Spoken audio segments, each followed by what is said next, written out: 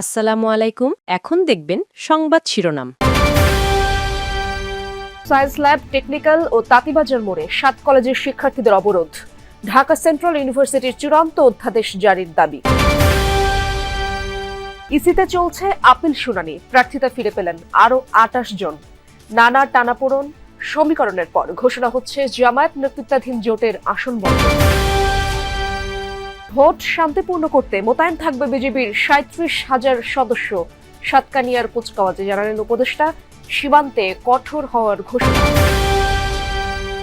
শতাধিক গুম খুনের মামলায় বিচার শুরু হলো সাবেক সেনা কর্মকর্তা জিয়াউল আহসানের। 8 ফেব্রুয়ারি থেকে সাক্ষ্য গ্রহণ। এতক্ষণ দেখছিলেন সংবাদ শিরোনাম, এখন দেখবেন বিস্তারিত। ঢাকা সেন্ট্রাল ইউনিভার্সিটির অধ্যাদেশের হালনাগাদ খসড়ার অনুমোদনের পাশাপাশি রাষ্ট্রপতি কর্তৃক চূড়ান্ত অধ্যাদেশ জারির এক দফা দাবিতে সড়ক অবরোধ করে বিক্ষোভ করছে 7 কলেজের শিক্ষার্থীরা।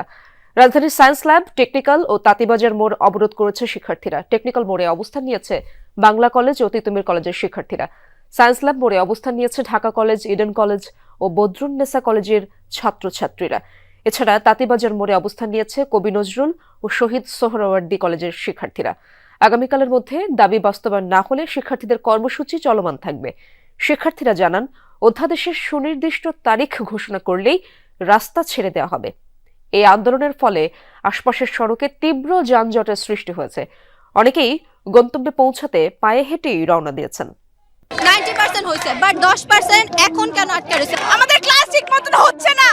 ক্লাস হলেও আমরা কোনো পরিচয় নাই আমাদের, আমরা কোথায়? আমরা তো রাস্তাতে থাকতে চাই না, আমাদের জায়গা কি রাস্তাতে?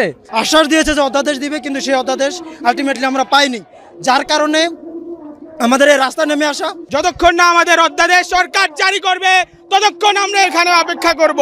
সাধারণ মানুষের আমাদের কষ্ট হইতেছে, ছোট বাচ্চা নিয়ে হাঁটার লাগতেছে। একটা রুগী আসতে পারতেছে না, আজকে তার পরিবারের রুগী হইতো, কি বলতেন? শুরুতেই বলে নিই, শিক্ষার্থীদের এই দাবিটি কিন্তু পুরনো।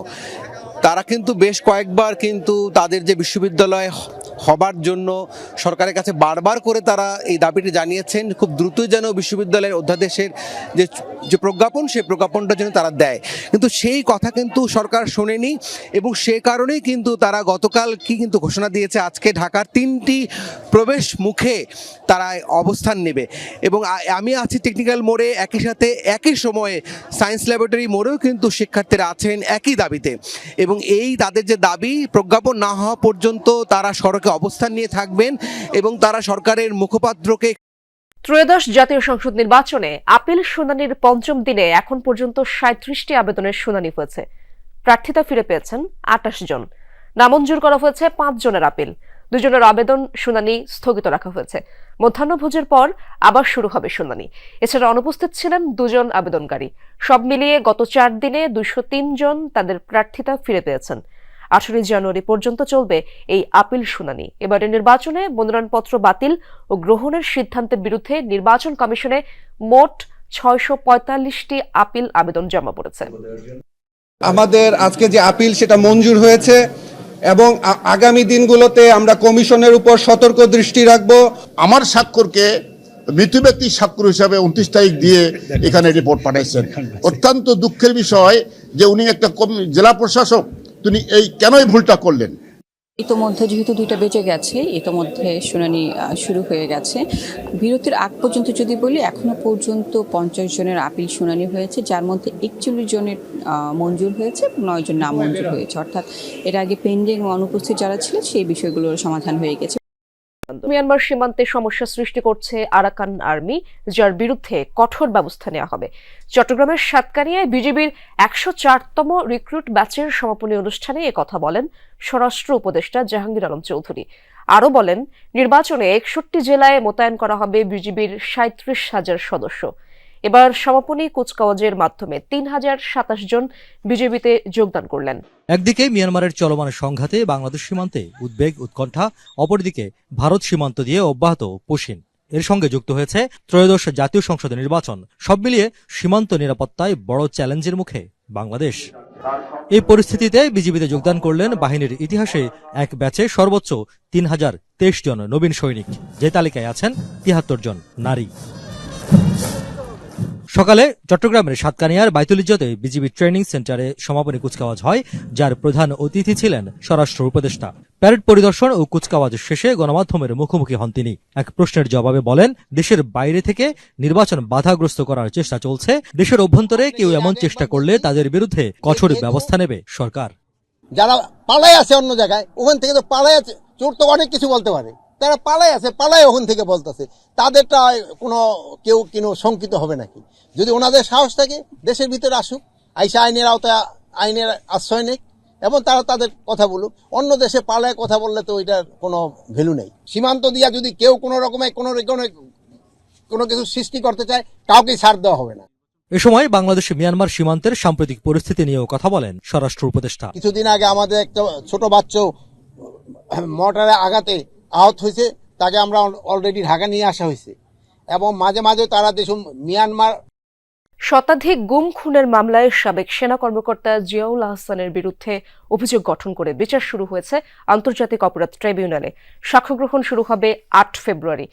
এর আগে গত বৃহস্পতিবার জিয়াউল আহসানের পক্ষে অব্যাহতির আবেদনের শুনানি করেন আইনজীবী মুনসুরুল হক চৌধুরী এবং জিয়াউল আহসানের বোন আইনজীবী নাজনীন নাহার। তারা জিয়াউল আহসানকে এসব অপরাধ থেকে নির্দোষ দাবি করেন। তার বিরুদ্ধে গাজীপুর, বরগুনা ও সুন্দরবন এলাকায় গুম করে শতাধিক ব্যক্তিকে হত্যার অভিযোগ আনা হয়েছে। অভিযোগে বিচার বহির্ভূত হত্যাকাণ্ডের মাস্টার মাইন্ড হিসেবেও উল্লেখ করা হয়েছে। এছাড়া আজ র্যাবের টিএফআই সেলে গুম করে নির্যাতনের মামলার আসামি সেনা কর্মকর্তা জাহাঙ্গীর আলমের জামিন নামঞ্জুর করেছেন ট্রাইব্যুনাল। আর সেনা কর্মকর্তাদের আইনজীবীদের র্যাবের টিএসআই সেল পরিদর্শনের অনুমতি দিয়েছেন ট্রাইব্যুনাল 1। এদিকে জুলাই আন্দোলনে নিহত বেরোবি শিক্ষার্থী আবু সাইদ হত্যা মামলায় সাক্ষ্য গ্রহণ শেষ হয়েছে। যুক্তিতর্ক উপস্থাপন শুরু হবে 22 জানুয়ারি থেকে। গুমপূর্বক গুলি করে হত্যার পরে নারী কেটে ফেলে দিয়ে সাথে ইটের ব্লক এবং সিমেন্ট বেঁধে দিয়ে সাগরে ডুবিয়ে দেওয়া, এই পুরো অপারেশনটার নাম ছিল গেস্টাপো অপারেশন। এরকম শত শত অপারেশন এই আসামি করেছেন, যার মধ্যে 104 জনের ব্যাপারে সোফার এই মামলাতে অভিযোগ দায়ের করা হয়েছে। বাকি অভিযোগগুলো এখনো তদন্তাধীন আছে, খুব সহসাই এই রিপোর্টগুলো দাখিল হবে।